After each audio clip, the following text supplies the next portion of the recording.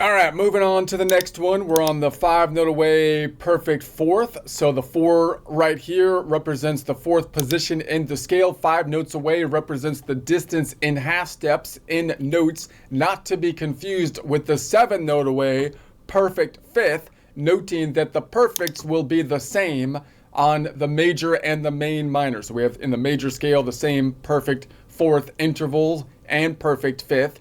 And it's the same in the main, minor, and major scale.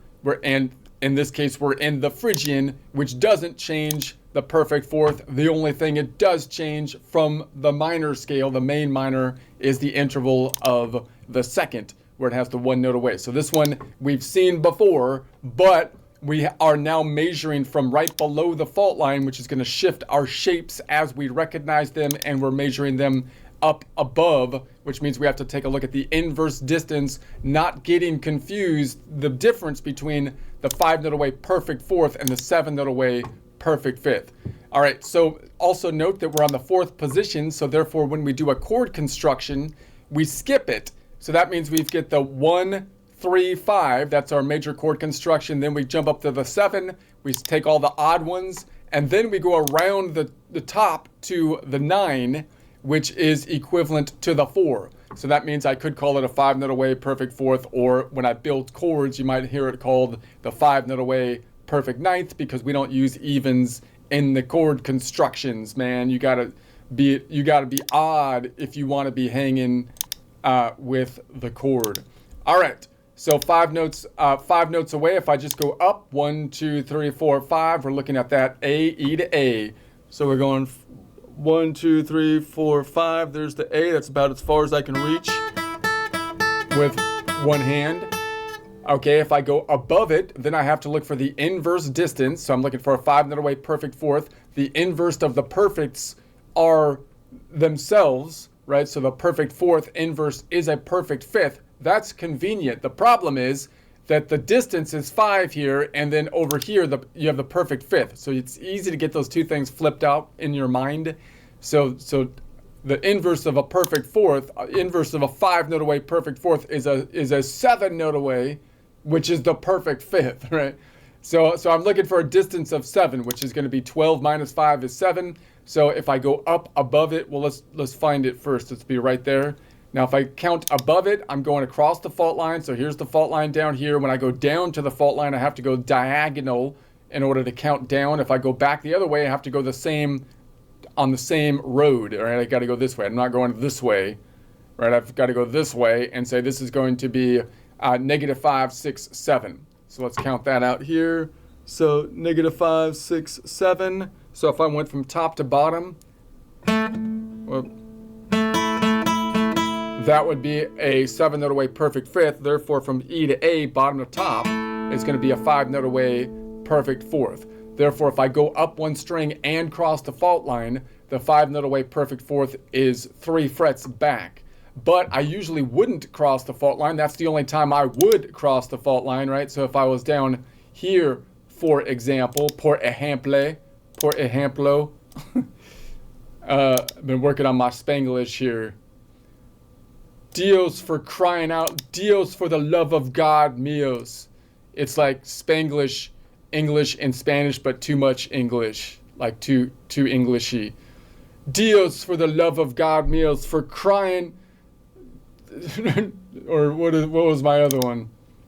Anyway, this is not focus, damn it, or dang it, focus. Okay, so we're going to go.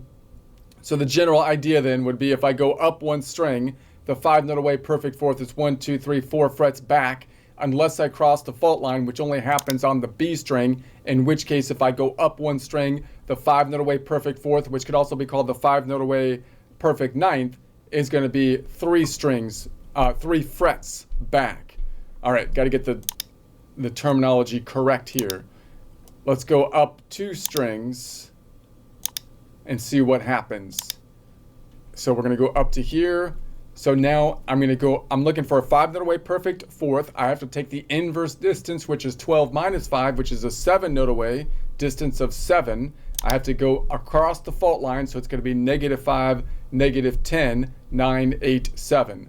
So if I go from here going to be -5, -10, and then 9, 8, 7.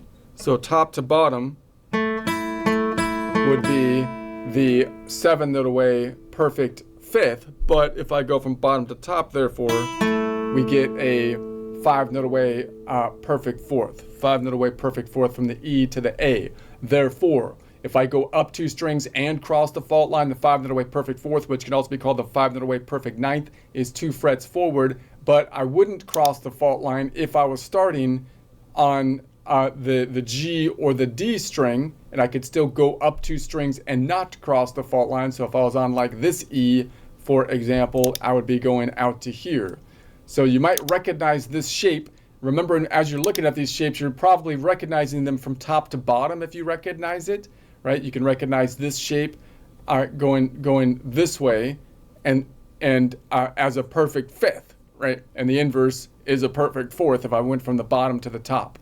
So that means that if I go up 2 strings, the 5 note away perfect fourth will be 3 frets forward unless I cross the fault line, which would happen if I start on the bottom B or the E string, in which case if I go up 2 strings and cross the fault line, the 5 note away perfect fourth, which could also be called the 5 note away perfect ninth, will be 2 frets forward. Okay, let's go to the next one. Let's crank this thing out. We're going to go up. So this is the long distance one. Let's go all the way out. This is going to be 1, 2, 3, 4, 5, 6, 7. No, we'll go back. This is here. Okay, so we're going to go back here. So I'm looking for the 5 note away perfect fourth, which could also be called, so if I'm go up, which could also be called the 5 note away perfect ninth. If I go above it, I have to look for the inverse distance, which is 12 minus 5, or a distance of 7. I'm crossing the fault line, therefore I go diagonal first this way. So that's going to be 5, distance of 10, distance of 15, and then 15 minus 12, because there's only 12 notes in the musical alphabet, I'm going to call that -3, -3, 4, 5, 6, 7. All right, so that's about as far away as we can get there. So it's going to be diagonal this way, -5, 10, 15. Wait a sec, let me do that again. -5, -10, -15. 15 minus 12 is -3. -3, 4, 5, 6, 7, open A. So if I went from that open A to the E, that would be a 7 note away perfect fifth, and therefore if I go from the bottom to the top, the E to the A, that would be a 5 note away perfect fourth. Therefore, if I go up 3 strings and cross the fault line, the 5 note away perfect fourth, which could also be called the 5 note away perfect ninth, will be 1, 2, 3, 4, 5 frets back. And I would cross the fault line almost every time that I can go up 3 strings, because I can only go up 3 strings on these 3 from these 3 positions. Otherwise, I run out of room unless I go around the top of the guitar. But I could go from this G string and I would have room. So if I went up 3 strings from here, I would be going to there.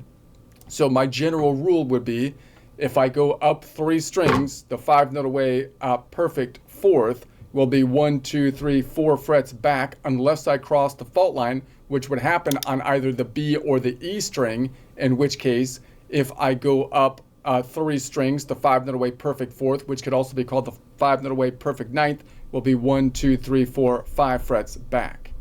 Okay, let's go up to the top string, and so we're going to say ba-boom.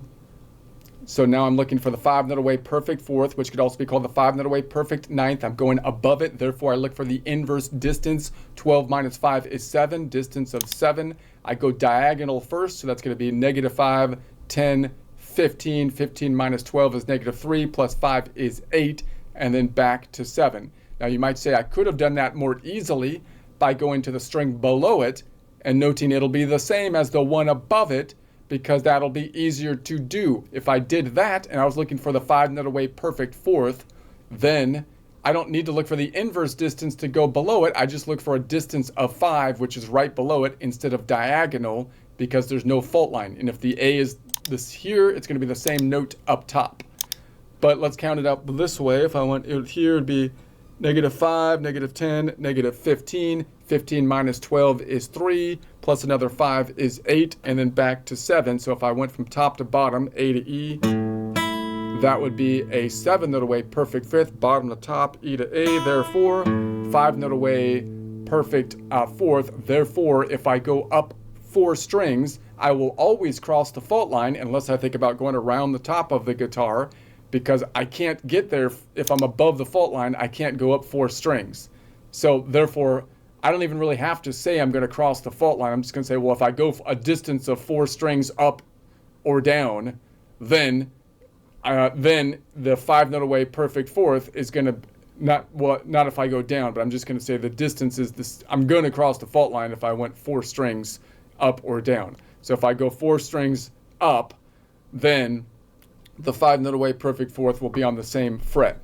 Let's go below it, which we already took a look at briefly. If I go below it, it's going to be here. That should be the most familiar position, noting that I no longer cross the fault line because now I'm on the continent. There's only 2 strings on this small continent down here, but I'm still remaining on that one continent. So therefore, no fault line. I don't need to do a diagonal distance. I don't need to look for the inverse distance because we're going below it. So I just need to look for a 5-note away perfect fourth, which is just 5 notes away right underneath it. So therefore, if I go down right below it, top to bottom, E to A, 5-note away perfect fourth, which by the way, of course, means that if I went from bottom to top, that would be the inverse 7-note away perfect fifth. All right, so then we'll move on to the last few next time.